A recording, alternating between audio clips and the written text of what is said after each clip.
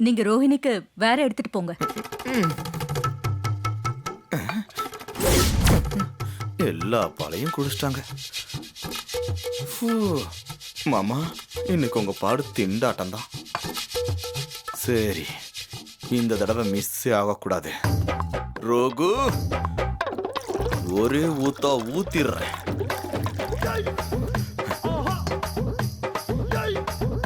இது ரோகுக்கு, இது ரேவதிக்கு. ஓகே ரோகு. மாமா நில்லுங்க. என்ன ஏதோ மறைச்சு கொண்டு போற மாதிரி தெரியுது. மறைச்சல அவனு கொண்டு போகல, இப்படி வச்சு கொண்டு போக வாட்டமா இருந்துச்சு. அதான். என்ன அதுன்னு சொல்லவே இல்ல. பால், வெறும் பால் போதுமா? பாலா? எனக்கு ரொம்ப டயர்டா இருக்கு, கொடுங்க குடிக்கலாம். என்னது குடுங்களாவா? என்ன நினைச்சிட்டு இருக்கீங்க எல்லாரும்? நான் ஊத்திட்டு வருவேன், ஒவ்வொரு ஆளா வந்து குடிச்சிட்டு போவீங்களா? என்ன பார்த்தா எப்படி தெரியுது? பால் தானே கேட்டேன், அதுக்கே இவ்வளவு கோவப்படுறீங்க? கோவப்படுறேனா? கொலவெறியில இருக்கேன். போ. பாலும் கிடையாது, ஒண்ணும் கிடையாது. ஒரு டம்ளர் பாலை பொண்டாட்டிக்கு கொடுக்கறதுக்குள்ள இவ்வளவு வைக்க போறா? முடியல. ரோகிணி, ரோகு. கவலைப்படாத ரேவதி, எல்லாம் சரியாயிடும்.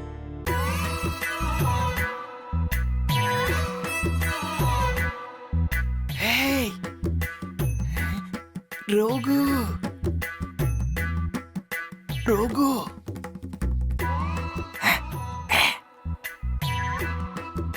சின்ன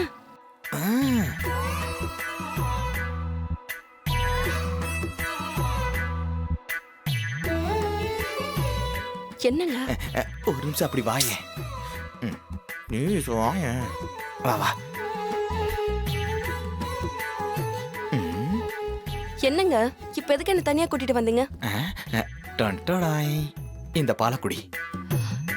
எதுக்குங்க இப்ப எனக்கு பாலுலாம்? இதுக்குதான் இப்ப என்ன கூப்பிட்டீங்களா? ஆமா, குடி.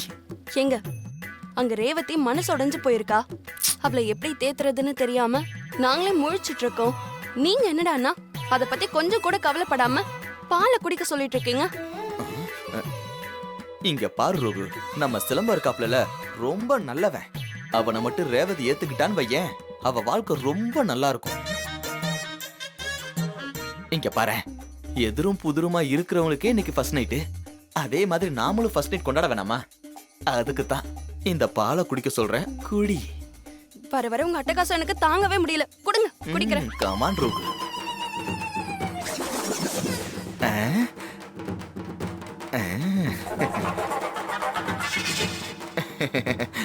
சமத்து. போதுமா? தேங்க்யூ. பொண்டாட்டிய பால் குடிக்க வைக்கிறது எவ்வளவு கஷ்டமா இருக்கு. மயிலு, உன் டாஸ்க்ல நீ வெற்றி பெற்றுட்டடா.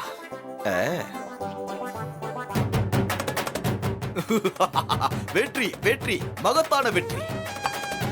எப்படியோ ரோகுவை குடிக்க வச்சாச்சு, நாமளும் குடிச்சாச்சு.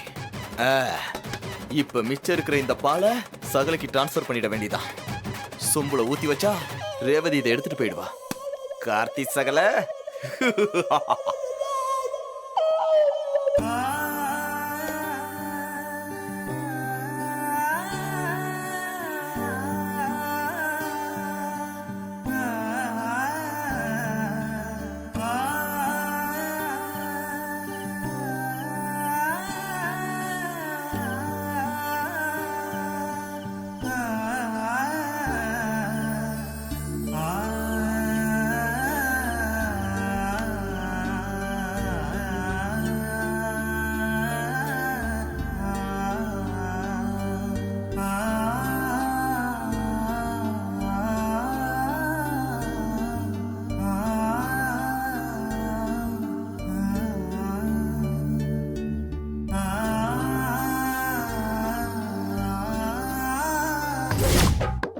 இன்று முதல் இரவு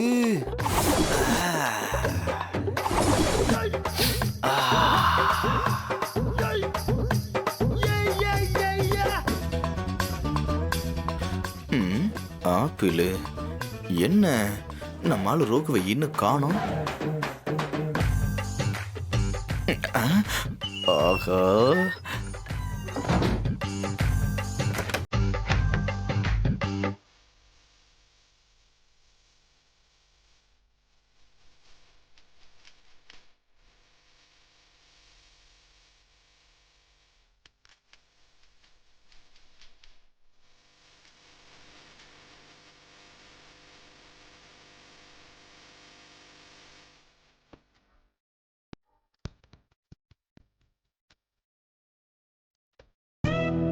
வா ரோகு டார்லிங், மாமா உனக்காக தான் வெயிட் பண்ணிக்கிட்டு இருக்கேன். ஏற்கனவே நான் தான் சொன்னேன்லங்க, ஆ, கொஞ்ச நாள் போட்டுமே. என்ன பாட்டி கொடுத்த பால் ஒர்க் அவுட் ஆகலையோ? இதெல்லாம் வேணான்னு சொல்றா. ரோகு, அங்க உன் தங்கச்சி ரேவதியும் ராஜாவும் ஃபர்ஸ்ட் நைட் ஸ்டார்ட் பண்ணிருப்பாங்க. நாமளும் இப்ப ஸ்டார்ட் பண்ணி அவங்கள ஓவர்டேக் பண்ண வேணாமா? என் டார்லிங் தோத்தா எனக்கு பிடிக்குமா? எப்பவுமே என் டார்லிங் நீ தான் ஃபர்ஸ்ட் ஜெயிக்கணும்.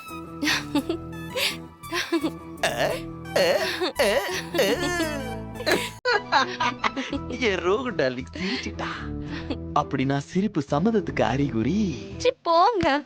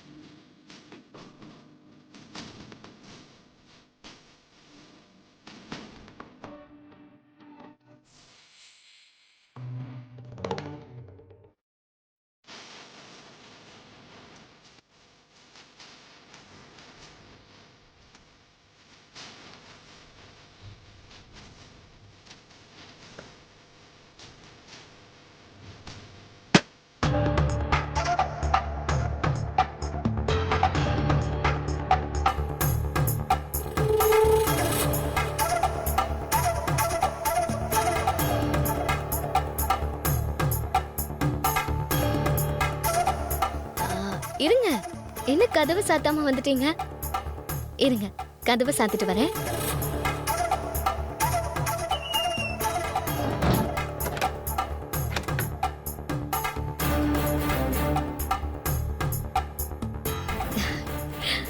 உங்களுக்காக தான் காத்துட்டு இருந்தேன் சார். என்ன இவ்வளவு நேரம் கழிச்சு வரீங்க? இந்த சாரி பிடிச்சிருக்கா? மேக்கப் பிடிச்சிருக்கா? தலையில வச்சிருக்கிற பூ பிடிச்சிருக்கா? போட்டிருக்கிற நகையெல்லாம் பிடிச்சிருக்கா? பிடிக்கலன்னா சொல்லு, வேற சாரி மேக்கப் நகையெல்லாம் போட்டுட்டு வரேன்.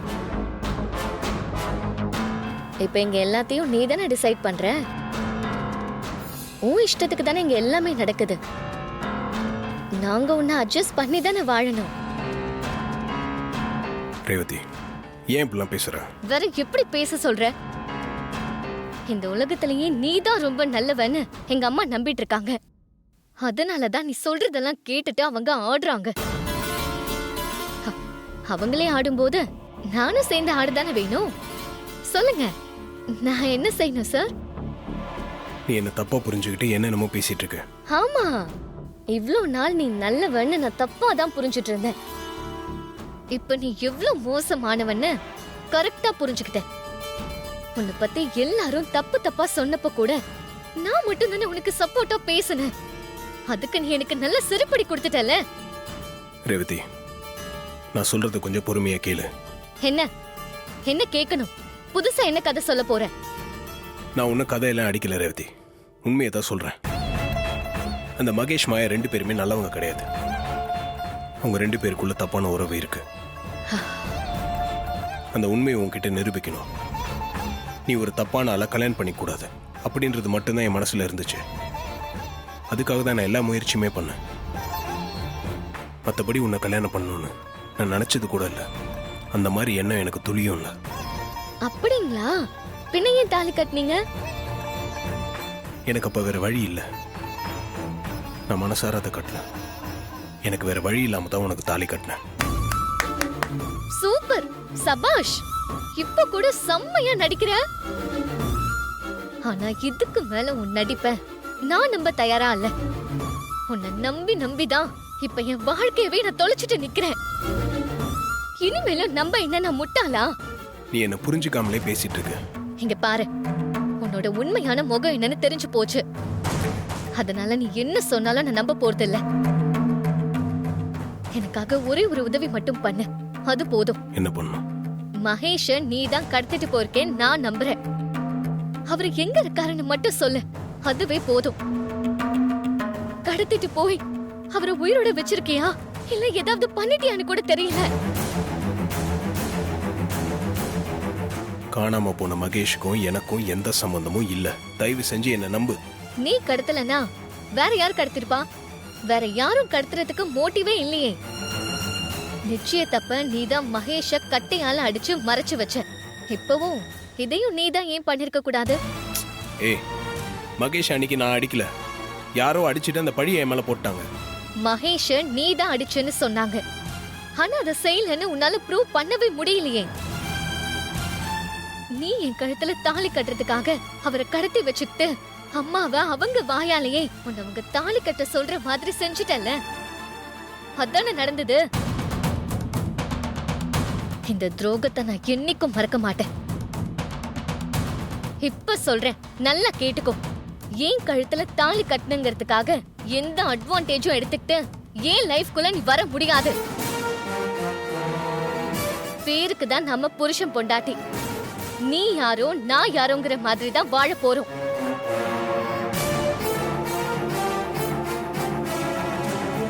நீ கட்டின இந்த தாலிய இந்த நிமிஷமே அறுத்து போட்டுட்டு என்னால போக முடியும். ஆனா என் அம்மாவோட கோபத்துக்கு ஆளாகணுமே தான் நான் அமைதியா இருக்கேன். அவங்க கோபத்தை பத்தி எனக்கு நல்லா தெரியும். அவங்க கோபம் இந்த குடும்பத்துல நிறைய பாதிப்பை உண்டு பண்ணணும் தெரியும். ஏற்கனவே அவங்களோட கோபத்தாலதான் என் அப்பா அவரோட குடும்பத்தை பிரிஞ்சு இப்படி கஷ்டப்பட்டுட்டு இருக்காரு.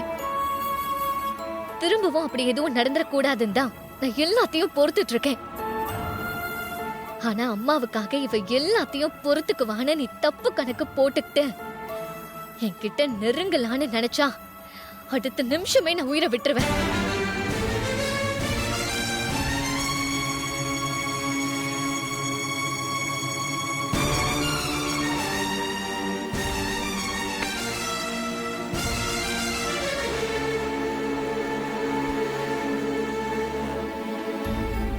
நீ கட்டல படுத்துக்கோ.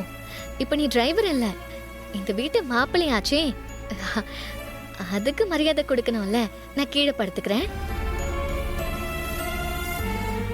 நீ எனக்கு ஏதாவது நல்லது பண்ணணும்னு நினைச்சா தயவு செஞ்சு மகேஷ கொண்டு வந்து என்கிட்ட ஒப்படைச்சிரு. இல்ல அவங்க அண்ணி மாயா கிட்ட ஒப்படைச்சிரு. அதுவே போதும்.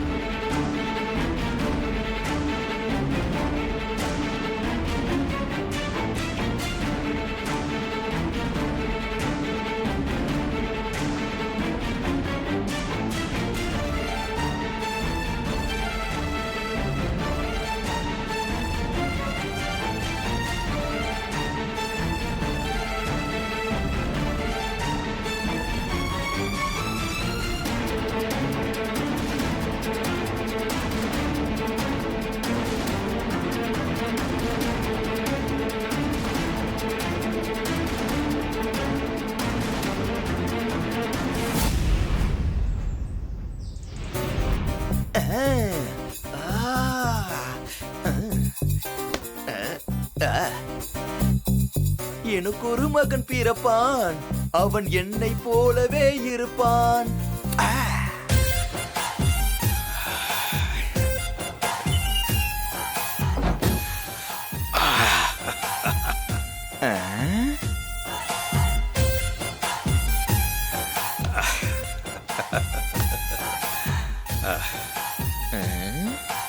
என்ன மாமா முகத்திலையும் சந்தோஷம் தாண்டவம் ஆடுது. அத்தை மசாலா பாலை குடிச்சிட்டு போனதுனால அங்கேயும் அது நடந்திருக்குமோ? மாமா வாவா.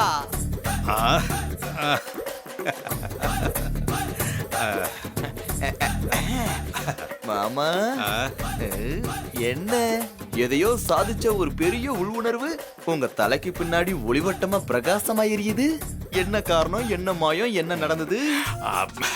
அது ஒண்ணும் இல்ல மாப்ள, அது வந்து அதான் வந்துட்டீங்களே, என்ன விஷயம் சொல்லுங்க மாமா. நேற்று ராத்திரி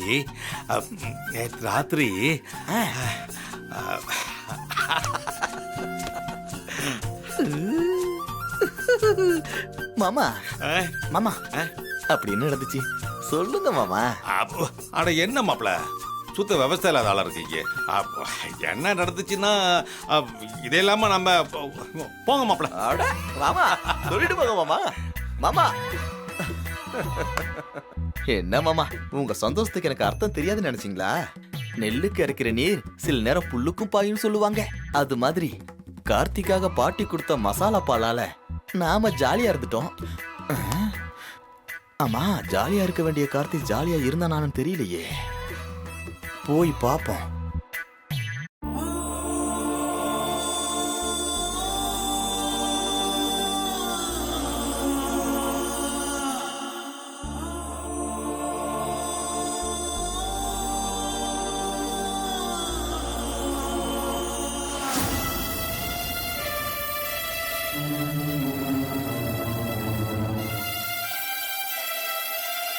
ராஜாவை காணுமே, எங்க போயிருப்பான்?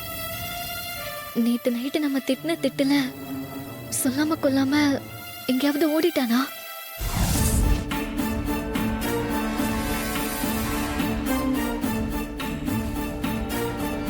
இவ்வளவு விஷயம் நடந்திருக்கா கார்த்தி? ஆமாம் சார், கல்யாணத்தப்போ அந்த மாப்பிள்ளை மகேஷ் வேற காணாம போயிட்டான். இது வரைக்கும் அவனை பற்றி எந்த தகவலுமே தெரியல. எங்கே போனான், என்ன ஆனா எதுவுமே தெரியல. அதான் உங்ககிட்ட விஷயத்த சொல்லி அவனை எப்படியாவது கண்டுபிடிக்க சொல்லி கேட்க வர சொன்னான் சார். மாப்பிள்ள கல்யாணத்துக்கு கொஞ்ச நேரத்துக்கு முன்னாடி தான் காணாம போயிட்டதா சொல்றீங்க. உங்களுக்கு தெரிஞ்சு அவனுக்கு எதிரிங்க யாராவது இருக்காங்களா? சார், இந்த விஷயத்தில் எதிரினா அவனுக்கு நான் தான் சார். நான் தான் கடத்திருப்பேன்னு எல்லாரும் நம்புறாங்க. ஆனால் நான் அவனை கடத்தலை. மற்றபடி அவனுக்கு வேற யாரும் எதிரிங்க இருக்காங்கன்னு எனக்கு தெரியல சார். சரி கார்த்தி, அந்த மகேஷோட போட்டோ உங்கள்கிட்ட இருக்கா? இருக்கு சார்.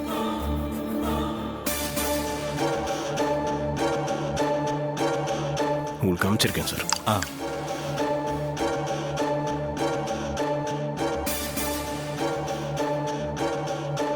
இவன் தான் மகேஷா? சார், எப்படியாச்சும் இவனை கண்டுபிடிச்சு கொடுத்தாதான் நான் ரேவதி முன்னாடி இவனை நிற்க வச்சு எல்லா உண்மையும் சொல்ல வைக்க முடியும். அப்போதான் எல்லாருக்கும் என் மேலே இருக்கிற சந்தேகமும் கோவமும் போகும் சார். கவலையை விடுங்க கார்த்தி, இந்த விஷயத்தை நான் பார்த்துக்கிறேன். சரிங்க சார். சார், ஒரு சின்ன ரிக்வெஸ்ட். சொல்லுங்க கார்த்தி. சார், என் பேர் கார்த்தினும் நான் யார் என்னன்ற பேக்ரவுண்ட்லாம் இங்கே யாருக்கும் தெரியாது சார். நீங்களும் அது யாருக்கும் தெரியாமல் பார்த்துக்கோங்க.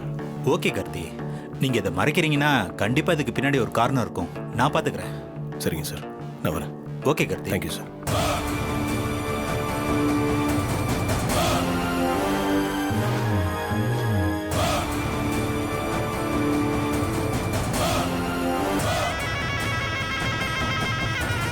என்ன மாயா, மகேஷ பத்தி ஏதாவது தகவல் தெரிஞ்சதா? எதுவும் தெரியல மேடம். நானும் நைட்டு முழுக்க எனக்கு தெரிஞ்ச இடம், சொந்தக்காரங்க வீடு, மகேஷ் ஃப்ரெண்ட்ஸ் வீடுன்னு எல்லா இடத்துலயும் தேடி பார்த்துட்டேன். அவனை பத்தின எந்த தகவலுமே கிடைக்கல. அவன் எங்க தேடினாலும் கிடைக்க மாட்டான். இருக்கிற இடத்த விட்டுட்டு இல்லாத இடத்துல தேடினா எப்படி கிடைப்பான்? என்ன சொல்றீங்க? ஒன்னும் புரியல. அவன் சாமுண்டீஸ்வரியோட கஸ்டடியில இருக்கான். அவன் எப்படி வெளியில தேடினா கிடைப்பான்? என்ன சொல்றீங்க? மகேஷ் அவங்க கஸ்டடியில இருக்கிறது தெரிஞ்சது மாதிரி பேசுறீங்க. அவன் அவகிட்ட இருக்கான்னு நான் பார்க்கல, ஆனா உறுதியா யூகிச்சு சொல்றேன். இது சாமுண்டீஸ்வரியோட வேலை தான். அவதான் இது எல்லாத்துக்கும் காரணம்.